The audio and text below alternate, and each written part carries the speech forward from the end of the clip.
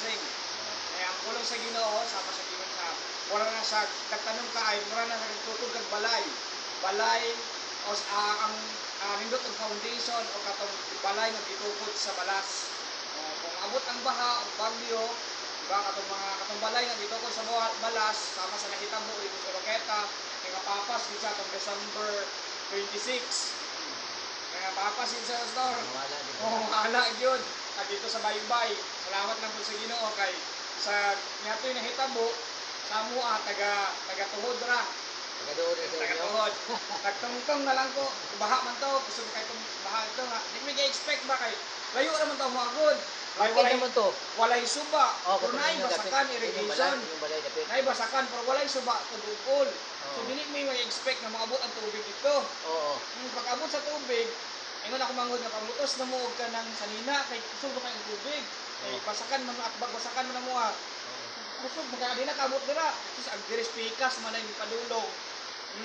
Naglantaw ito ako, nagtungtong ko bangko, gaana ko, naglantaw ko sa mga sapatos nga nangaanod, nako, lantaw na ako. Hala, ang sapatos na anod, naman ko. Kung ako tulong anod kang kapel. Ano siya, manahuna ko ito, magkatawa, wala nagpanik, wala. Bago ng tanan. At least, mabangko ba, bahalag na, taga-araw sa ginawa na, bumagko.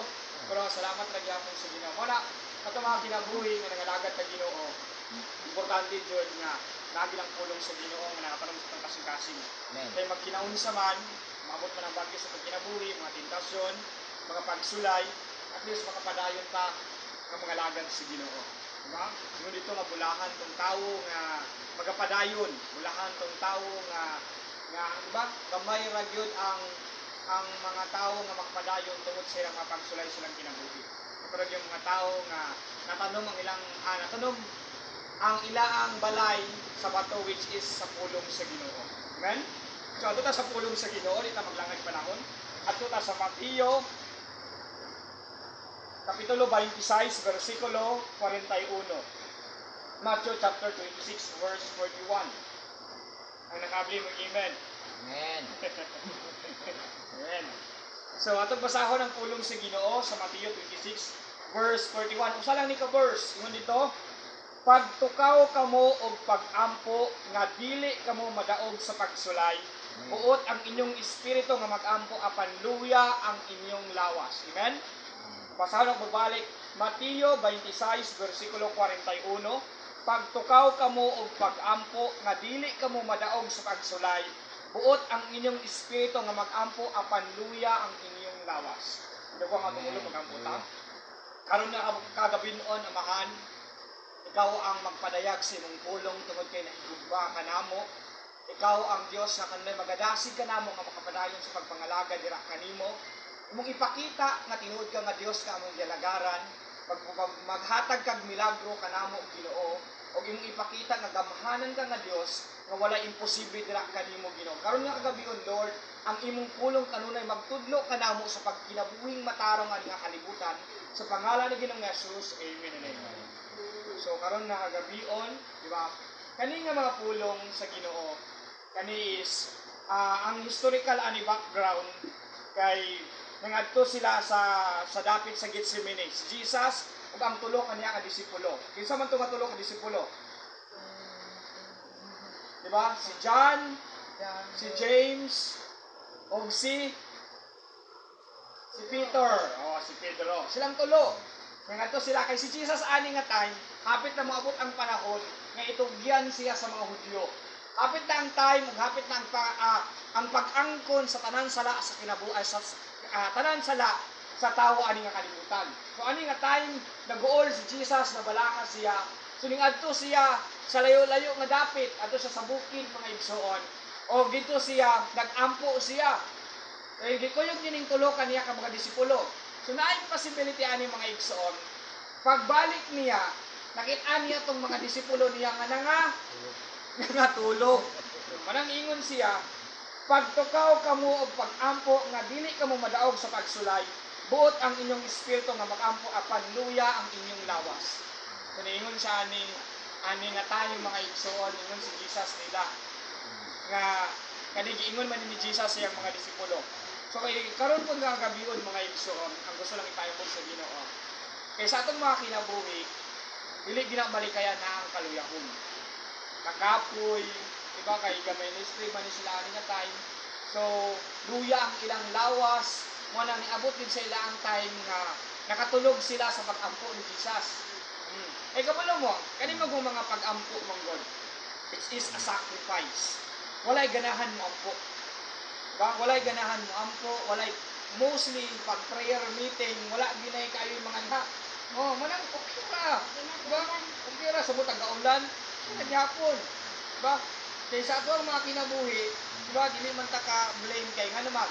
Ang tao manggod pag wala siya kasabot,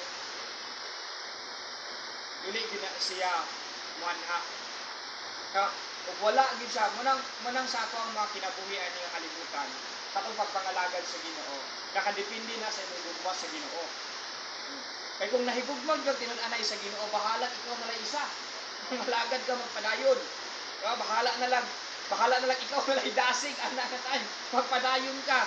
Ngayon naman, wala man nimo buhata para sa tao. Ibuhat man nimo para sa Ginoo. Tungod kay nahigugma ka kaniya. So basihan sa atong pagpangalagad ang gugma nato sa Ginoo. So ani nga time nino nga niabot ang kaluyahon nilang Pedro, ni Santiago ug ni Juan. Bakit murag mostly kana silang tulo mo gini i-story sa mga kanang istorya nato sa kalibutan karon si Juan, si Pedro ug si Santiago. Mostly kana sa tulo kanya biblical naman na silang tulo. Sila man tong core ni Jesus God. Ani nga time core ni Jesus niya gikuyog. Ani nga time silbi ko ul kay ang atong Ginoo manang sa ato ang pagpangalagad sa Ginoo.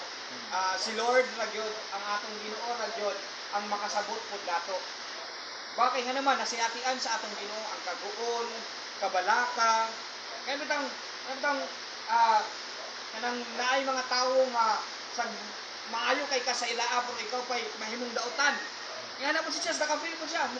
Lord ganun man na sila Lord nga sa gamaayo ko nila pero ilang gibalos ako kay dautan man. Ingon si Jesus, I feel you. Diba?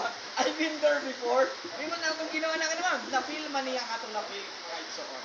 Diba? Siya ra ang Ginoo nga nakasinati sa atong masinatian. Diba? Mingon si Lord sa atong mga kinabuhi. Naluya ta, mingon si Jesus. Na-feel ko na nako. Diba? Naluya ka, naguul ka, nabalaka ka. Na-feel ko na nato.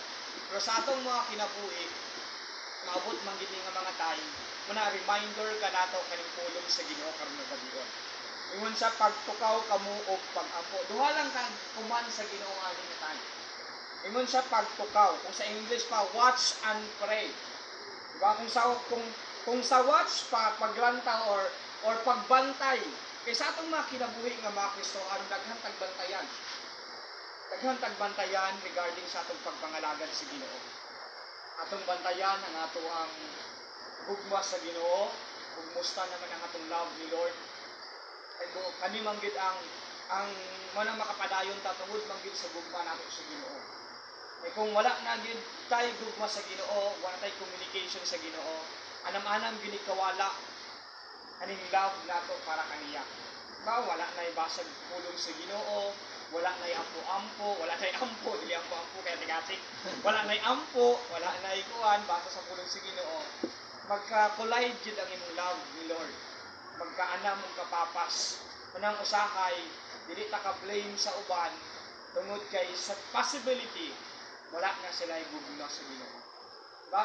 Unfair kayo, makaingon jud tag unfair kayo. Si Lord higugma ka nato pag-ayo, i-sacrifice niya ang iyang kaugalingon para kanato. Pero kita di ta ka-sacrifice kung mag-ulan, di ta ka-sacrifice, ba? Sa atong mga time para kaniya. Manang si Lord lagi mingon kung kaya sa iyo mingon kita unfair kayo. Kay si Lord ko mingon unfair kayo, di ba? Si Lord lagi mingon unfair ka nato. Di ba? Manang sa atong mga kinabuhi ani nga kalibutan isip nga alagad sa Ginoo. We must be watchful. Kamo tani nga kalibutan or karon bitaw nga ang mga young people kay more on social media bali man nato nakakuan kay more on cellphone naman jud karon mas na-focus ang time mas nagahin ang ilang mga oras dito and kani pagid nga social media pay possibility nga mao'y mag-mold sa imong pagkatao. Diba kay usahay i-twist na lang ang kamatuoran. Kanang kay okay lang man, kay maong may trending, okay ra na. Pero wala na gid na kanahaom sa pulong sa Ginoo. Ba wala na gid nahaom ang atong kinabuhi sa pulong sa Ginoo. Ang social media na gid ang nag-mold kanato sa atong pagkinabuhi ani nga kalibutan. Kung unsay trending, sabay pod na, di ba? Sa even mga Christian karon, dita ka blame good sa ilaa nang naragay time sa ilang mga kinabuhi nga matudluan sila sa pulong sa Ginoo ug ma-remindan sila sa Ginoo pinaagi sa mga tawo nga duol sa Ginoo. Muna sa ato mga kinabuhi usa lay gingon sa Ginoo kapoy na ta. Watch and pray, di ba? Watch and pray. Yun sa dito, pagbantay kita sa itong mga kinabuhian ng kalibutan. Pag feel na nato nga layo na ta sa Ginoo, oy, magdili na pwede. Eh naman, sa tinuod lang ang Ginoo na diyo makatagbaw sa itong kinabuhi. Walay ikakumpara ang kaning kalinaw nga ihatag sa Ginoo kanato. Even daghang kay problema, daghang kay pagsulay, diskuray sa kinabuhi, diba? Kung maglantaw lang tag mga tao, madiskurahe mo kita. Diba? Kung sa buot na po na kung sa tuwa pa lang mga kinabuhi, maski ako na time nga madiskurahe ko. Nga naman, ano bitang naman jud may prayer dito. Kabalo jud ko nga ang prayer importante kay na nato, beneficial kay na nato. Kanang di gini dapat mawala sa atong kinabuhi. Pero unsaon man, di ba? Di man saon kay tungod kay busy kayo, eskwela, taga mga young people mo eskwela. So, yun ko sa Ginoo, Lord, bahalag ako na lang isa. Bahala ko na isa. Ako ra gyapon ang Miyerkules ako ra magtukaw-tukaw sa simbahan sa bukid. Oh, pasigaw sa daw. Ako ra Ginoo. Oh, bahala nag ako ra isa. Oh. Yung bahala, yung magpadayon ko, Lord. Kay kabalo ko sa unahan. Kabalo ko nga dako kag himuon. Kabalo man ta sa tong kinabuhi nga wala na to girelay sa tong kaugalingon ang plano. Girelay na to sa Ginoo. Lord, kabalo ko sa unahan kanang pagtuon nimo bitaw. Kabalo ko sa unahan, Lord, nga dako kag himuon. Munang mo sacrifice kung oras para kanimo. Amen, amen. Ina sa ato mga kinabuhi. Bahalag kita na isa. Padayon ta. Amen. Bahalag mo kuan.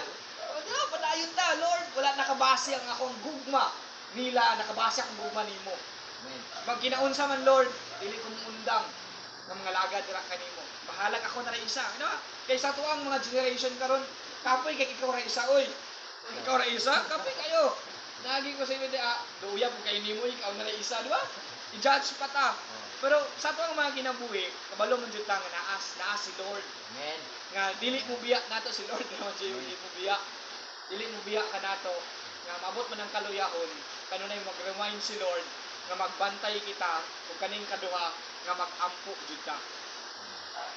May kaning mga pag-ampo nato, di ba, ingon sila, sa kuha mga good kay, kanang, daghan kay mga preacher karon or mga mo share sa pulong sa Ginoo nga nindot gitong mag-ampo ka buntag sayo kay hanay ang imong kinabuhi.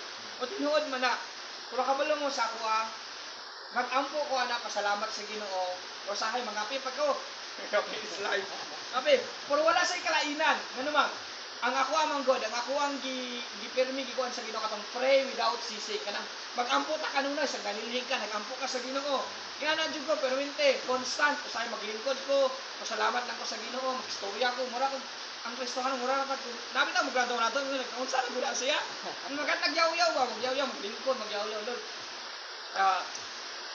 Lain lagi to nga kuan Lord kanang sa mga kana man ko usahay God, basa ko pulong sa Ginoo. May mo katawa ko kanit. Katawa ka rin yun. Mura matag. Pero kabalo mo dako ang impact sa itong matag sa kasintasan. Amen. Bahala kuhanta nila pero kabalo mo gunta sa itong stand sa itong mga pagtuo. Bahala i-criticize na nila. Bahala sukwahit na nila. Pero ang importante, nagpadayon ka kay lahi ang standard sa kalibutan o standard sa Ginoo. Imong kinangilaid. Kaya kung unsa sa kalibutan, lahi ang sa Ginoo. Diba? Kaya kung i-judge ka sa kalibutan, mas maayo. Kaya kabalo ko, naa ka sa kabuton sa Ginoo. Muna sa ito mga kinabuhi, kanirang duha kabantayan. Kung ikapoy na ta, kailangan magbantay tag mag-ampo ta para sa Ginoo. Para dili ta madaog sa temptasyon. Kaya pagsulay, para dili ta mapapas sa baha sa pagsulay.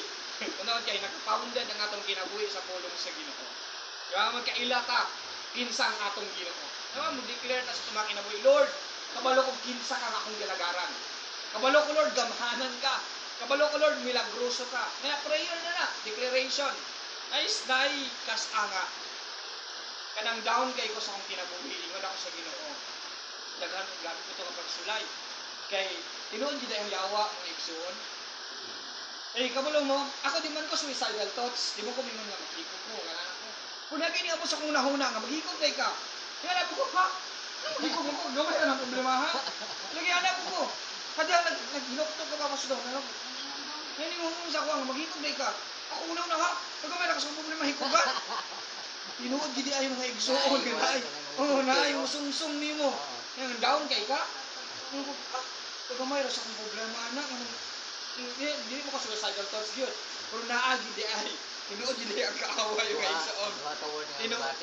Tinuod gid ang kaaway ko, ha? Okay, rakan, ana ko pero ingon ko sa Ginoo, down gid kay ko. Lord, ripaya ko karong adlaw sa nakoy problem. Amen ko sa Ginoo. At the end of the day, wala pa na human ang adlaw. Hilipay ko sa Ginoo. Amen. Namay kanang kalipay sa kasing-kasing sa kay problema. Pinasniya ka dito ang pagpangalagad sa Ginoo. Behind sa imong ka-down, behind sa imong pagsulay, behind sa problema, kabalo ka nga nakay kadangpanan. Kung kaning imong kadangpanan, dili ni sa tawo nga murag tawo nga usahay ang tawo madiskurahin ta. Nakadangpanan nato usahay ma-discourage ta usahay kwan.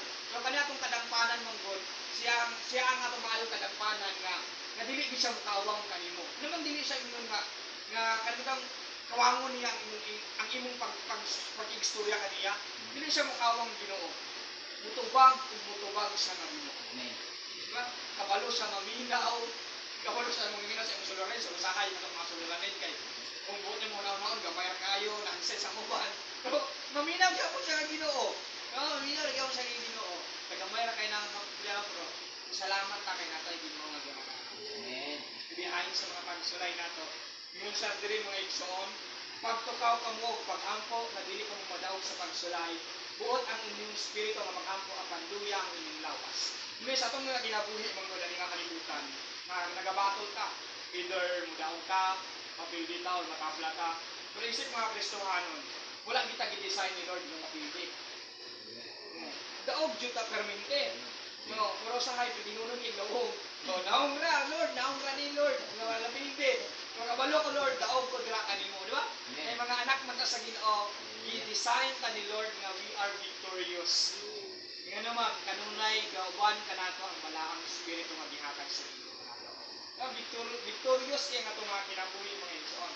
Ingon diri mga igsoon nga luyag akong lawas, but ang atong espiritu kanunay na nag-intercede sa atong amahan. Ning balaang espiritu kanato. Muna usahay sa atong mga kinabuhi kung unsang imuang ipakaon mao ang mo-grow, di ba? Mudako, tambok. Kung unsa mo imong i-starve, mao pud ang maniwang. Kung ang imong flesh ang imong ipakaon, ang imong lawas nun, mo-grow po na siya. But kung imong spirit imong i-starve, mamatay po na siya mga igsoon. Nang sa ito mga kinabuhi, kailangan kita ito pakanon ng atong espiritu. Mao na yung mo-grow ka na ito. Kaning temptasyon, normal naman yun eh. Kaya kaning tao, dili po na mahimong temptasyon sa imong kinabuhi. Ugula po ka nagkagusto, anak. Ganahan ang po na nato. Eh, di po na mahog temptasyon. Pagsulay na. Eh, ganyan temptasyon. Ako ang muna yung isod po kang yawa dili mo. Ganahan mo ka, anak. Oy, kaya nga naman. Gihatag ilaw na siyawa sa imo. So, naay possibility sa itong mga kinabuhi. Temptasyon na kay nindot na sa itong mga mata. Nindot na sa itong mga kinabuhi. Desire na nato. So, namahog na siya ang temptasyon sa atong kinabuhi. Nasa ato ang karon nga kagabion, kanunay nag-remind si Lord na watch and pray. Ampo lang jud ta kanunay. Even usahay nato makita ang mga plano sa Ginoo. Even usahay nato makita ang mga resulta dayon. But kabalota mga igsoon sa perfect plan ni Lord, sa perfect time ni Lord, kabalota nga tubangon na sa Ginoo. Inong nga naghanag mga unang sa ato mga kinabuhi kita mundang. Kaya kung ilokbak lang nato tong kaugalingon, daghan kayog nahimo si Lord nga gitubag ninyo. Daghan kayog maayong gibuhat ni Lord sa atong mga kinabuhi. Ay, logbak na natong kaugalingon. Ganahan sa maluya, tagdoon nato ingon si David nga, bless the Lord, O my soul. Di ba? Tudluin, ako kalag ko, tudluin nga mudayig sa Ginoo. Kani ipagdayig nato sa Ginoo, na ay pinasahit nga ibutang ni Lord sa pagkakasintasin. Matinganan ka, luya kay kasalanan, dahil ka sa Ginoo. Lord, gamahanan ka nga Diyos ang kinabuhi. Ikaw ang nagtubag sa kanila kong panginahanglan, Lord. Matinganan lang ka mga igsuon, nga magtulog na yung luwa sa Ginoo. Diba? Anan na hitabo, Lord, kabalo ko nga naakay na kong katuyuan. Ginoo nga sa atong mga pagdayeg sa Ginoo na ipinasahin nga ibutang si Lord sa kanila sa kasalanan. Unang mabot man ang kaluyahon, atong i-remind ang atong kaugalingon sa pulong sa Ginoo sa Mateo 26:41 that watch and pray. Kani gyud pagtukaw kamo og pag-ampo. Amen?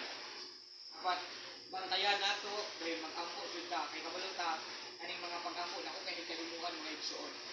Kabalo lang mo nga sa atong mga kinabuhi kanira jud kanitang i-align nimo ang imo ang kinabuhi dira sa kabubuton sa Ginoo.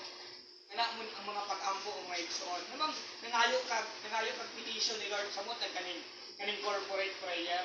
Hindi kaning corporate prayer nang ayaw gid ninyo undanga corporate prayer.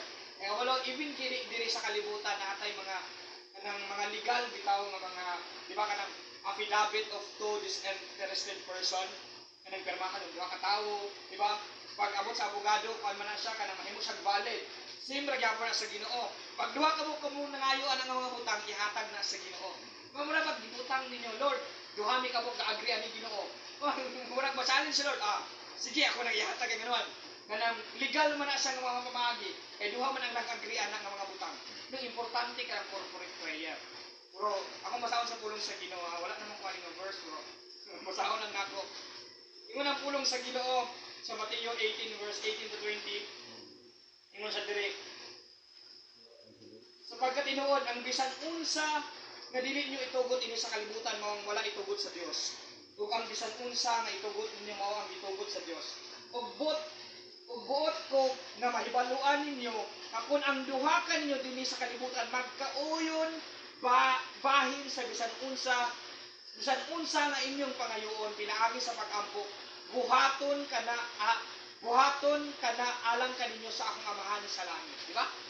Tinuod kaayo. Wala dito kaya agreement manausahay. Managda magud ko katong time nga busy kaayo wala na may prayer ako na isa. Umadag ko sa mga kabas na Pastor Gary, si Sir Jake, si Janelle, kanang ilang ko yung ato tag bukid.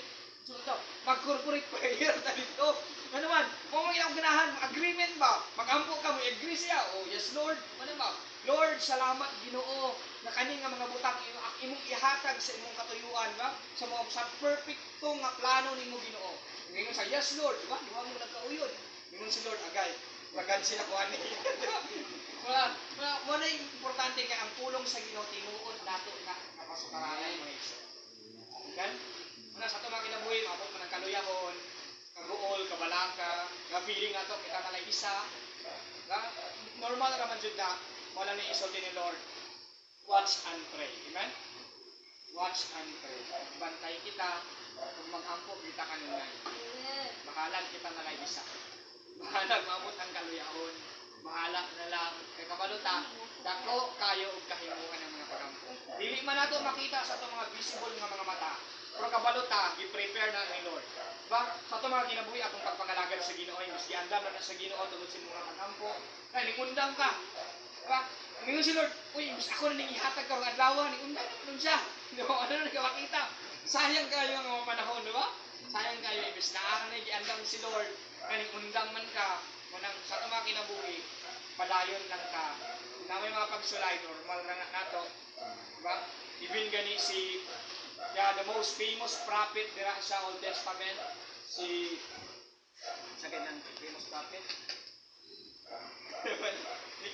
sa time ni King Ahaz,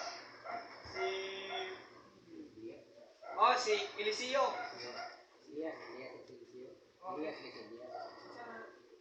Hindi siya nakasap. Famous prophet dira si Elijah. Si Elijah. Wala mo si Elijah, kasi nahimo para sa Ginoo.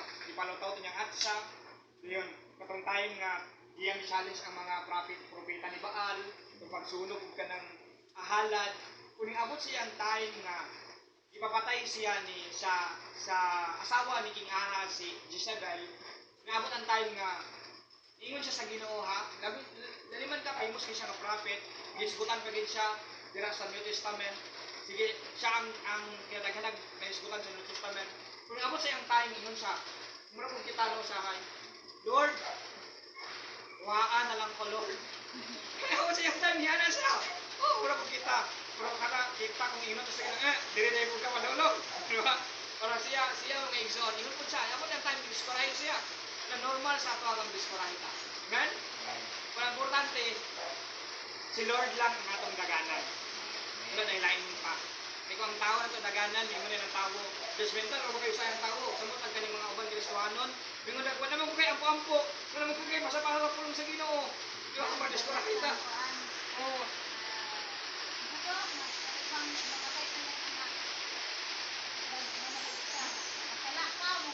Oo, ano ba, judgmental, kini mga Kristohanon ba ang importante nga daganan na ito, ang Ginoo lamang. Hindi kaya ang tao, judgmental. Wala naman kayo kuhan. Abot mo na sa to mga time, manahin mo abot na nga ng mga time. Pero okay, ang atong daganan ang Ginoo lang yun. Amen? Ginoo lang yun. Ato ilo ko nga atong ulo, mga puta. Karon nga gabi yun na mahal, ikaw ang nagpadayag sa inyong pulong. Kanunay kami magpadayon sa pagpangalagad dira kanimo. May kabalo mi Lord, dako kag giandam sa matag sa kinabuhi. Lord, we know Ginoo, kadako pa ka nga Dios nga among gialagaran ani nga kalibutan. Yung ipakita Lord gagamahanan kag milagros ka. Ug wala imposible dira kanimo Ginoo. Ug karon na gabiyon Lord, isip imong mga anak, Lord among tipigan sa matag usa ka kasing-kasing ang imong pulong Ginoo nga magbantay kami, magpadayon kami ampo Lord. Bisan kami nalay isa Ginoo, bisan maabot ang diskorahe, maabot Ginoo ang mga pagsulay sa kinabuhi. Lord, dili mi muundang sa pagpangalagad dira kanimo tungod kay nakasinati mi Ginoo sa imong pagkamaayo sa matag usa ka kinabuhi. Daghan na kag ipang tubag nga mga pag-ampo namo Lord. Muna karon na gabiyon Ginoo, imong dasigo ng matag usa kasing-kasing o God nga magpadayon dira kanimo Ginoo. Lord, we know Ginoo nga kani nga dalan Lord is hingpit Ginoo, gamay ra Lord ang makasurvive. But Lord, dasiga nga matag usa ka kinabuhi nga usami Ginoo nga makasurvive ni anak. Salamat Lord nga ikaw among Dios nga gialagaran ani nga kalibutan. Diyos ka mabuhi Ginoo. Ang Lord sa kanunay Ginoo, imong proteksyonan ang matag usa ka kinabuhi sa imong hamili nga dugo. Ug salamat sa kanunay Ginoo. And Lord, greater things will come to our life. Lord, salamat kanunay Ginoo. Lord, nakagiandam ng mga future kanamo Ginoo. And Lord, ikaw ang Dios nga dili mi ikaw ang Dios sa kanunay Ginoo nga among alagaran ani nga kalibutan. Sa pangalan ni Ginoong Hesus. Amen and amen.